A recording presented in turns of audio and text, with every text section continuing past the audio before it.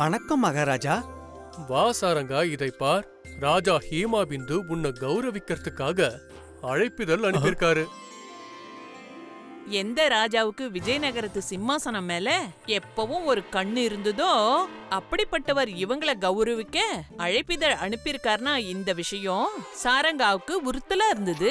ஹீமா பிந்துவோட நோக்கங்கள் என்னன்னு சாரங்காவுக்கு நல்லாவே தெரியும்.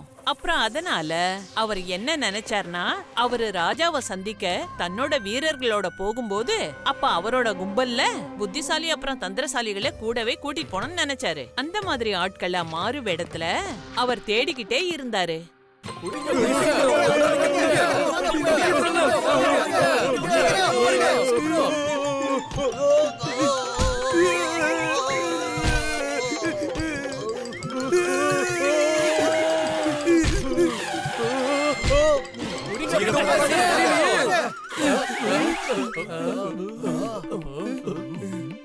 போங்க, போய் அவங்கள தேடுங்க.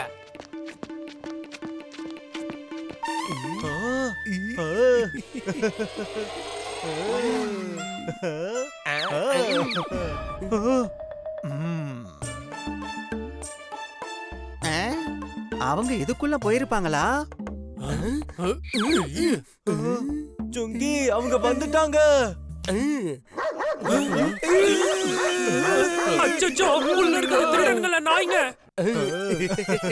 எந்த புத்திசாலி அப்புறம் தந்திரசாலிகளை சாரங்கா தேடினாரோ அவங்க சுங்கி முங்கி ரூபத்துல அவருக்கு கிடைச்சிட்டாங்க.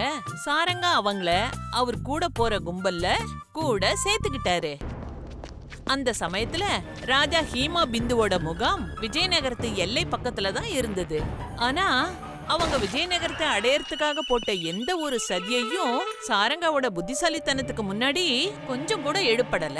அந்த சாரங்காக்கு முன்னாடி நம்ம ராஜ்ய அரசியலையும் நடத்த முடியல, கூட்டு அரசியலும் பண்ண முடியல. அப்புறம் மகாராஜா ஒரு சந்தோஷமான செய்தி.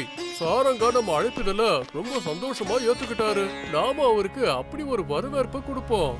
அவரால் அதை மறுக்கவே முடியாது.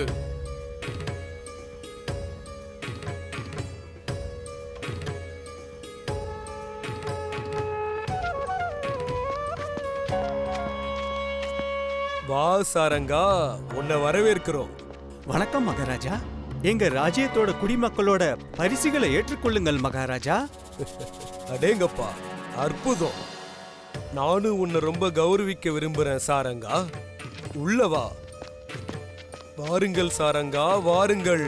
இதோ உங்களுக்கான பரிசு. மகாராஜா, என்ன இது? நான் உன்னை விஜயநகரத்தோட ராஜாவா அறிவிக்க போறேன். இல்ல மகாராஜா, என்ன மன்னிச்சிடுங்க. ஆனா இந்த கிரீடத்துக்கு தகுதி உடையவன் நான் இல்ல, ராஜா வித்யாதர். சாரங்காவை அவங்க பக்கம் இழுக்கிறதுக்காக ராஜா ஹீமா பிந்து அவருக்கு எல்லா விதமான பேராசைகளை காட்டினாரு.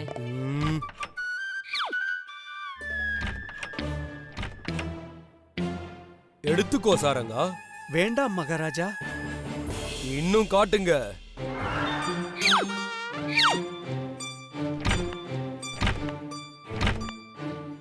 இவ்வளவு அபரிமிதமான செல்வத்தை கொடுத்தும் சாரங்கா தன்னுடைய மகாராஜாவுக்கு துரோகம் பண்ண விரும்பவே இல்ல.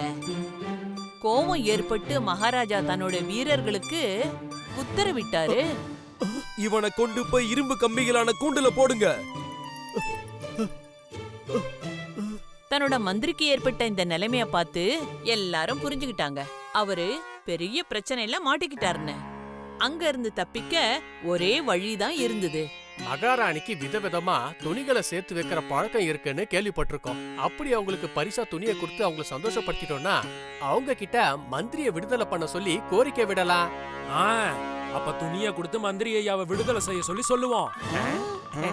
நம்ம கிட்டதான் துணி இல்லையே, ஒண்ணுதான் இருந்தது. அதையும் மகாராஜாவுக்கு பரிசா கொடுத்துட்டோம். இங்க வாக்குவாதம் நடந்துகிட்டு இருந்தது. அப்ப சுங்கியும் முங்கியும் அவங்க வேலைய பார்க்க ஆரம்பிச்சிட்டாங்க.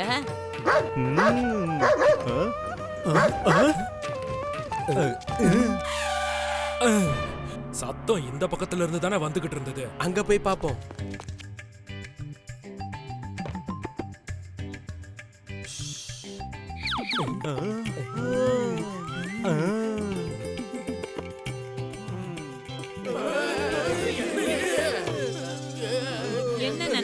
அதுதான் நடந்தது.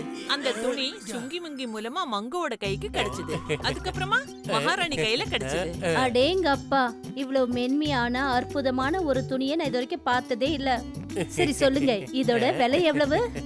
மங்கு அந்த துணிக்கு பதிலா தன்னோட மந்திரிக்கு விடுதலை கேட்டாரு. ஆ, அ, அப்படியா? சரி. ராத்திரி ராஜா மகாராணி கையால சுவையான சாப்பாட சாப்பிட்டு முடிச்சாரா? அப்ப நான் என்ன சொல்ல வரேன்னா, அவரை விட்டுடுங்களேன். நாளைக்கு பேசிக்கலாம். சொல்றது கேளுங்க, அவரை விடுதலை செஞ்சிடலாங்க. அப்படியா? சரி. ம். காலையில விடிஞ்சதும் மந்திரி சாரங்காவை மரியாதையோட விடுதலை பண்ணுங்க. என்ன? பாருங்க, இது மகாராஜாவோட உத்தரவு. அப்படியே ஆகட்டும். ஆனா இங்க இன்னும் ஒரே ஒரு பிரச்சனை இருந்தது.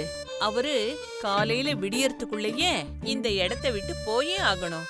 ஏன்னா காலையில விடிஞ்சதுமே அவங்களோட ரகசியம் தெரிஞ்சிரும். ஏன்னா எந்த துணியை கொடுத்து அவங்க சாரங்காவை விடுதலை செஞ்சாங்களோ அது மகாராஜாவுக்கு கொடுத்த பரிசு. இப்படி ஒரு கடுமையான சமயத்துல முங்கிக்கு ஒரு யோசனை தோணிச்சு.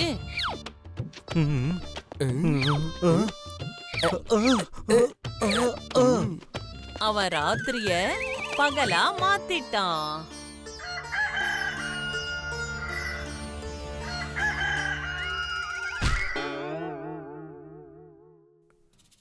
இன்னைக்கு என்ன எப்பயும் இல்லாம சீக்கிரம் விடுஞ்சிருச்சு. சேவல் கூவுற சத்தத்தை கேட்டு வீரர்கள் மட்டும் இல்ல, ராஜா ஹீமா பிந்துவோட தூக்கம் கூட கலைஞ்சு போச்சு. காலையில விடிஞ்சோம் சேவலும் கூவிடுச்சு. இப்பவாவது மந்திரிய விடுதலை பண்ணுங்க. சரி சரி.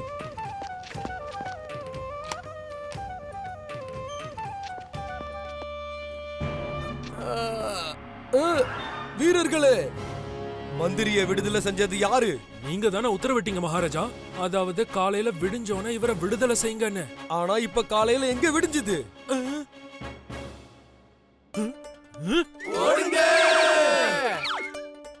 புடியுங்க அவங்கள. அவங்க இந்த பக்கம் தானே போனாங்க, எங்க போயிருப்பாங்க?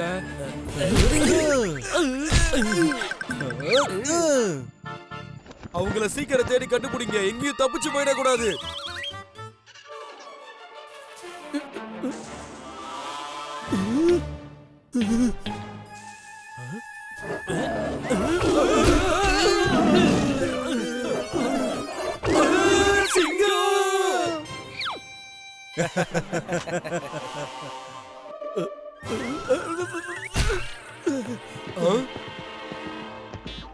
ராஜா வந்துட்டாரு, சீக்கிரமா போயிடலாம். அவங்கள பிடிங்க.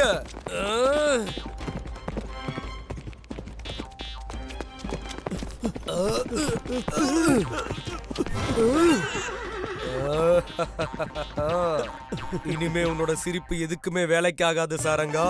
உங்களை சுத்தி கொஞ்சம் பாருங்க மகாராஜா. நீங்க விஜயநகரத்தோட எல்லையில இருக்கீங்க. இன்னொரு அடி எடுத்து வைக்கிறதுக்கு முன்னாடி யோசிச்சுக்கங்க. நீங்க எங்களோட எல்லையை தாண்டினதுக்காக உங்களை எங்களால கைது செய்ய முடியும்.